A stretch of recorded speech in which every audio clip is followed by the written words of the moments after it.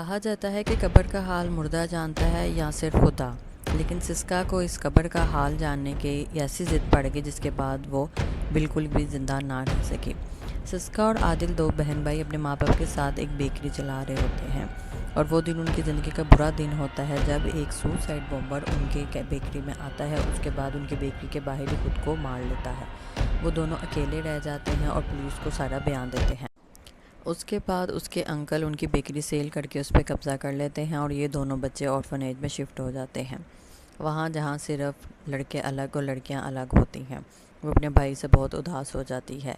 وہ ان لاشوں کو دیکھ کے صرف یہی ججمنٹ بناتی ہے کہ ہمارے دین میں یہ بات کہ اچھے کے ساتھ اچھا ہوتا ہے اور برے کے ساتھ برا ہوتا ہے، یہ بات غلط ہے، کیونکہ میرے ماں باپ بہت اچھے تھے، ان کے ساتھ یہ برا کیوں ہوا۔ وہ اپنی ٹیچر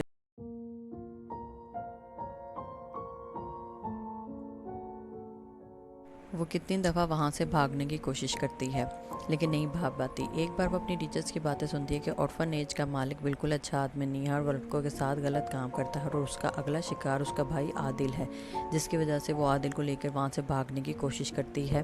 لیکن عادل اس سے پہلے ہی ان کے ہاتھ آ جاتا ہے۔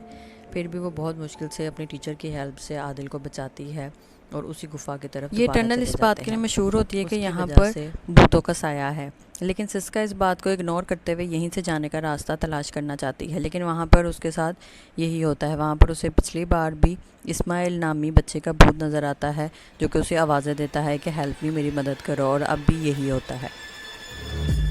اس کے بعد وہ دونوں بھاگنے میں کامیاب تو نہیں ہوتے، لیکن اس کی زندگی میں یہ ہوتا ہے کہ وہ بڑی ہو جاتی ہے۔ اس کا یہ ایمان کہ قبر میں کسی کے ساتھ کچھ بھی نہیں ہوتا یہ اتنا پکا ہوتا ہے کہ وہ کہتی ہے کہ میں ایک دن یہ جان کے رہوں گی کہ آخرکار مرنے کے بعد مردے کے ساتھ کیا ہوتا ہے۔ بینگا مسلم ہماری ایک قبر بنائی جاتی ہے جسے وہ گھڑا ہوتا ہے، اس کے اوپر لکڑیاں رکھ کے مٹی میں ہمیں دبا دیا جاتا ہے۔ مسلمان کا یہی ہے، نہ جلایا جاتا ہے نہ کچھ اور کیا جاتا ہے، مسلمانوں کو صرف دفنایا جاتا ہے، اور وہ یہی جاننے کے لیے کہ ایسا کیا قبر میں کیا بروں کے ساتھ برا ہی ہوتا ہے، اگر دنیا میں انہیں اس چیز برائی کا انجام نہیں ملا تو کیا قبر میں فوراً ہی پہلی رات اس پہ کوئی ایسا عذاب آتا ہے جس سے اس کو کوئی فرق پڑتا ہو۔ خیر، اسی طرح اس کی زندگی بڑھتی جاتی ہے۔ اب یہ دونوں بڑے ہو جاتے ہیں اور بڑے ہو کے عادل مردوں کو نہلانے یعنی کہ کراپس واشنگ کا کام شروع کر دیتا ہے، اور اس کے علاوہ دفناتا بھی وہی ہے، اور جو سسکا جو ہے وہ ایک اولڈ ایج ہوم میں ایز اے نرس کام کر رہی ہوتی ہے۔ وہاں پہ کافی سارے لوگوں سے ملنے کے بعد اسے پتہ چلتا ہے کہ یہ آدمی جو کہ آرفنیج کا مالک تھا اور یہ ہی لوگوں کے ساتھ بچوں کے ساتھ برا کام کرتا تھا، یہ عادل کو بلا کے اسے پہچان کرواتی ہے اور عادل اسے اپنا بدلے کے طور پہ مار دیتا ہے۔ اس کے بعد عادل ہی اسے دفناتا ہے، اور اس کے بعد اس کا یہ کرتی ہے کہ یہ ایک برا انسان تھا تو مجھے اس کے ساتھ جا کر ایک رات قبر میں گزارنی ہے ود مائی کیمرہ، کہ مجھے کیمرے کے ساتھ ہی اس میں رہنا ہے تاکہ مجھے پتہ چلے کہ مردے کے ساتھ کیا واقعی کچھ غلط ہوتا ہے کہ نہیں ہوتا، یا صرف باتیں بنی ہوئی ہیں۔ ایسا کچھ بھی شاید نہیں ہے کہ غلط کے ساتھ غلط ہوتا ہے اور صحیح کے ساتھ صحیح ہوتا ہے۔ میرے ماں باپ جس طرح مر گئے، جس طرح عادل کے ساتھ غلط کام ہوا اور ہماری زندگی یتیموں کی طرح گزری، یہ سب ایک بات ہے اسے، اور سوسائڈ بمبر کی وجہ سے بھی اس کو اپنے دین اسلام پر کوئی یقین نہیں رہتا۔ اسی بات کو وہ کنفرم کرنے کے لیے قبر میں لیٹ جاتی ہے، رات گزارتی ہے،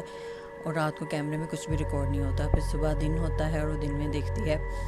کہ عادل اسے باہر بلا رہا ہے، وہ باہر آ جاتی ہے اور کچھ بھی نہیں ہوتا۔ اس کے بعد وہ یہ کوشش کرتی ہے کہ وہ سب کو یہ بتائے کہ قبر کا عذاب کوئی بھی ایسی بات نہیں ہے، جو کہ جھوٹ ہوتا ہے۔ خیر، وہ یہ بات کرنے کے لیے قبر میں جو کیمرہ آن کرتا ہے اس کی ریکارڈنگ کو اپنے ساتھ رکھ لیتی ہے، عادل کو بھی دکھاتی ہے، اور اس کے بعد وہ ایک ٹی وی چینل پر بھی یہی کوشش کرتی ہے بتانے کی کہ قبر کا عذاب کچھ نہیں ہوتا۔ جو بھی اسکالر یہ کہتے ہیں وہ یہ غلط کہتے ہیں، وہ اس بات پہ راضی ہی نہیں ہوتی۔ قبر سے عذاب کی حفاظت کے لیے اسلام میں سورۃ الملک کو نازل کیا گیا ہے۔ قرآن مجید میں سورۃ الملک کے بارے میں حکم ہے کہ آپ کو قبر کے عذاب سے بچائے گی اور قبر کو کشادہ کر دے گی، اور یہ بات ہر مذہب میں مانی جاتی ہے کہ اچھے کے ساتھ اچھا ہوتا ہے، برے کے ساتھ برا ہوتا ہے، چاہے وہ فوراً سڈنلی اسی وقت نہ ہو، لیکن بائی دا ٹائم آپ کو اس کا پھل ضرور ملتا ہے۔ تو اپنے اچھے کاموں پہ ہی دھیان دینا چاہیے، اپنی نیت صاف رکھیں، اس کے علاوہ سب صحیح ہو جائے گا۔ خیر، وہ رات گزر جاتی ہے اور جو کہ عادل ہوتا ہے وہ باہر ہی ویٹ کر رہا ہوتا ہے، کیونکہ اگر کوئی ایسی پرابلم ہو جس میں کوئی مسئلہ بن جائے تو وہ فوراً قبر کا ایک دروازہ کھٹکا دے گی، یعنی کہ جگہ ایسے مارے گی جس کی وجہ سے اسے پتہ لگ جائے گا اور عادل اسے بچا لے گا، کیونکہ اسے بیچ میں ڈر تھا اور اس کا ایمان کہیں نہ کہیں زندہ بھی تھا۔ خیر وہاں پہ ایک سانپ کا بھی گزر ہوتا ہے جس سے وہ بچ جاتی ہے۔ آخرکار وہ ایک ٹی وی رپورٹ چینل کو نیوز کو جب بتاتی ہے تو اس کے جو ریکارڈنگ ہوتی ہے وہ بالکل خالی ہوتی ہے۔ اسے یہ سمجھ نہیں آتا ہے کہ ریکارڈنگ خالی کیسے ہے، تو پتہ چلتا ہے کہ عادل نے ہی وہ ریکارڈنگ چینج کی تھی، جس کی وجہ سے ان دونوں کے درمیان بہت لڑائی ہوتی ہے۔ وہ کہتا ہے کہ تم اپنی یہ ضد چھوڑ دو کہ قبر میں لیٹنا ہے اور قبر کے عذاب کے بارے میں جاننا، تمہیں سب کو چھوڑ دینا چاہیے۔ آخرکار وہ رات کو بہت زیادہ پریشان اور روتی رہتی ہے کہ عادل نے اس کے ساتھ یہ کیوں کیا، اس نے یہ ثابت کرنا تھا کہ قبر کا عذاب کوئی بھی ایسی چیز نہیں ہے۔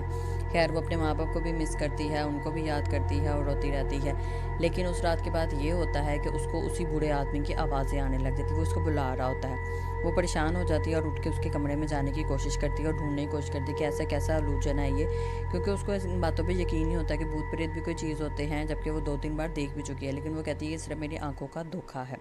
آخرکار وہ اس کے کمرے میں جا کے سارا کچھ چیک کرتی ہے، دیکھتی ہے، لیکن اسے وہیں سے مسلسل آواز آتی رہتی ہے جو اس کا نام سسکا کہہ کے بلا رہا ہوتا ہے، جیسے وہ اسے پہلے بلاتا تھا۔ اب اس کے دماغ میں یہ بات ہو رہی ہوتی ہے کہ عادل سے اس کا مرڈر کروایا گیا ہے اور اب وہ ہو سکتا ہے کہ اس کی کوئی بھوت پریت میرے پیچھے ہے، لیکن یہ الوژن اس کو بار بار آتے رہتے ہیں۔ اس کے بعد وہ کمرے میں بہت جگہ ایسے خوفناک سین دیکھتی ہے اور بار بار گھبراتی بھی ہے، لیکن پھر بھی وہ اسے اپنی آنکھوں کا ہی دھوکا سمجھتی ہے۔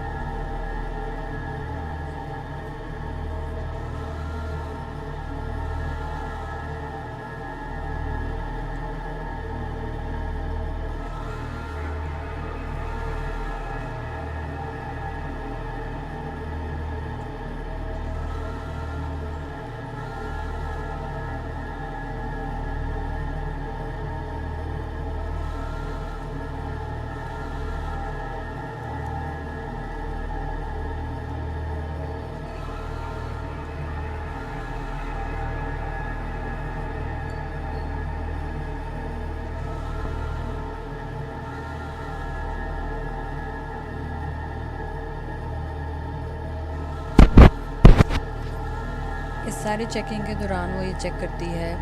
کہ ادھر ادھر اسے بہت سارے ایسے شیڈوز نظر آتے ہیں جس سے وہ گھبرا بھی جاتی ہے اور پریشان بھی ہو جاتی ہے۔ خیر آخرکار وہ یہ ابھی سارا کچھ تلاش ہی کر رہی ہوتی ہے کہ ان کے ہی اولڈ ایج ہوم کی ایک کپل ہوتے ہیں میاں بیوی، اس میں سے اس کی بیوی آتی ہے اور وہ بتاتی ہے کہ میرے شوہر کا مجھے لگتا ہے کسی چھوٹی نرس کے ساتھ ایک چکر ہے اور تم پلیز اس چیز کو چیک کرو۔ جیسے وہ وہاں پر جاتی ہے اور دیکھتی ہے اور کنفرم کرتی ہے کہ واقعی ہی اس کا شوہر اس نرس کے ساتھ انوالو ہے، جس کے بعد اسے بہت زیادہ صدمہ ہوتا ہے۔ اس صدمے کے بعد وہ نرس کو سمجھانے کی کوشش کرتی ہے کہ تم یہ پلیز چھوڑ دو، اور جیسے ہی عورت کو پتہ چلتا ہے کہ سب سچ ہے وہ بہت زیادہ رونے والی ہو جاتی ہے۔ اس کی یہ رنگ جو کہ کپڑے دھوتے ہوئے مشین کے اندر گر جاتی ہے، وہ اس کو نکالنے کی کوشش کرتی ہے، وہ اس کی ویڈنگ رنگ ہوتی ہے۔ آخرکار وہ دکھی بھی ہوتی ہے اور پریشان بھی ہوتی ہے۔ وہ جب اپنے کپڑے واشنگ مشین میں ڈالتی ہے اور رنگ گر جاتی ہے، وہ رنگ نکالنے کے لیے اندر جاتی ہے، پہلے کپڑے نکالتی ہے نہیں ملتی ہے، پھر وہ اندر جاتی ہے، لیکن اندر جانے کے بعد مشین آٹومیٹک اس کا ہی ہاتھ لگنے سے آن ہو جاتی ہے، جس کے بعد وہ بہت زیادہ سرکل اسے ملتے ہیں اور اس کے بعد بہت بری طرح اس سے الجھ جاتے ہیں۔ بالوں کے الجھنے کی وجہ سے جب وہ اپنے آپ کو بہت زیادہ باہر نکالنے کی کوشش کرتی ہے تو بال بھی کھنچ جاتے ہیں، اس کا چہرہ بھی ایکچولی یہ پلیس تھوڑی سی ہانٹیڈ ہو چکی ہوتی ہے جس میں سسکا کو آوازیں آتی رہتی ہیں اور وہ عورت وہیں پہ مر جاتی ہے۔ اس کے مرنے کے بعد یہ ہوتا ہے کہ سب کو اس کی آوازیں آنے لگ جاتی ہے، وہ ایسے لگتا ہے کہ وہ عورت سب کو بلا رہی ہے۔ جب اس کے شوہر کو بھی یہ بات پتہ چلتی ہے کہ میری وجہ سے میری بیوی اپسیٹ ہو کے مر گئی ہے، تو وہ بھی بہت زیادہ پریشان ہوتا ہے اور روتا رہتا ہے۔ اس کو بھی سب کی اپنی بیوی کی آوازیں آتی رہتی ہیں، وہ بھی پریشان رہتا ہے اور اس کے ساتھ یہ سارے مرد بھی۔ اس کے علاوہ سسکا یہ کوشش کرتی ہے کہ مجھے کسی عالم کو بلانا چاہیے تاکہ اس کی روح کو بلا کے اس سے معافی مانگی جائے تاکہ مسئلہ حل ہو جائے، لیکن اس وقت ایسا ہوتا ہے کہ سب پر اسی عورت کی آواز نکلنے لگ جاتی ہے۔ سسکا اس بات کو فوراً ختم کرتی ہے اور یہ سارا عامل کا عمل کینڈل بجھا کے ختم کر دیتی ہے۔ اس وقت عادل کے ساتھ بھی کوئی نہ کوئی شیڈو کام کر رہا ہوتا ہے اور اس کے ساتھ ساتھ ہوتا ہے، اس کو بھی آوازیں آ رہی ہوتی ہیں، لیکن صرف یہ ہوتا ہے کہ یہ لوگ ماننے کو تیار نہیں ہوتے ہیں۔ جب وہ دیکھتی ہے اس ساری پوزیشن اور واقعے کے بعد اس نرس کو وہ اس کا شوہر جس سے اس کا افیئر ہوتا ہے وہ ہی مار دیتا ہے، اور اس کے بعد لڑکی بہت زیادہ آؤٹ آف کنٹرول ہو جاتی ہے کہ دنیا میں کیا ہو رہا ہے آخر۔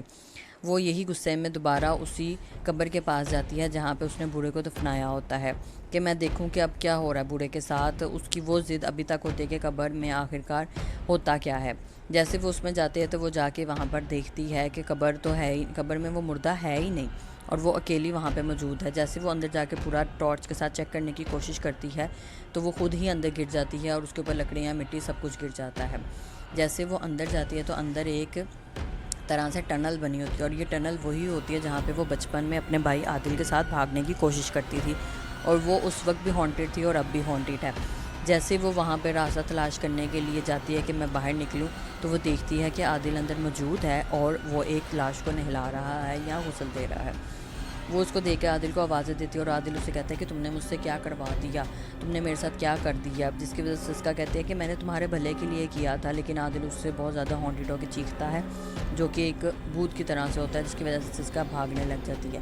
اس ٹنل میں بھاگتے بھاگتے اسے بہت کچھ وہاں پہ نظر آتا ہے۔ اس پہ وہی اسے اسماعیل نظر آتا ہے، اسماعیل کے ساتھ اور بھی بہت سارے بچے نظر آتے ہیں جو بتاتے ہیں کہ آرفنیج کے آدمی نے ان کے ساتھ برا کیا تھا،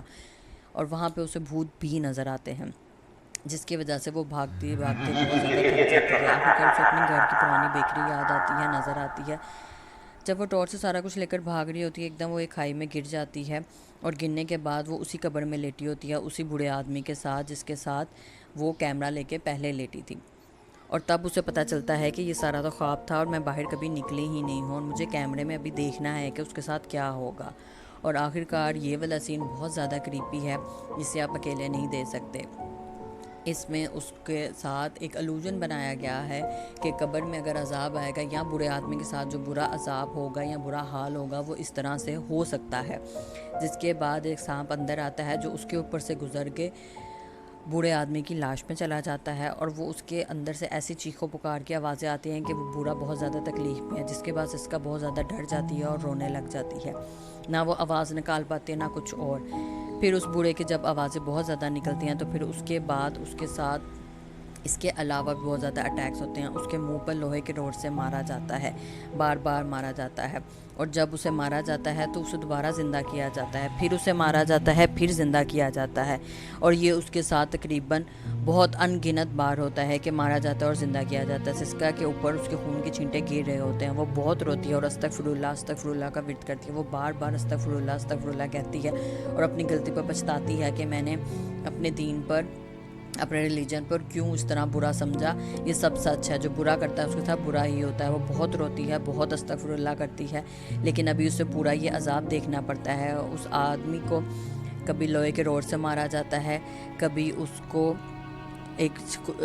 زخمی سا ہاتھ آتا ہے، بہت خوفناک ہاتھ آتا ہے جو اسے مارتا ہے، کبھی خوفناک چہرے آتے ہیں، بہت بری بری آوازیں آ رہی ہوتی ہیں، اوپر سے مٹی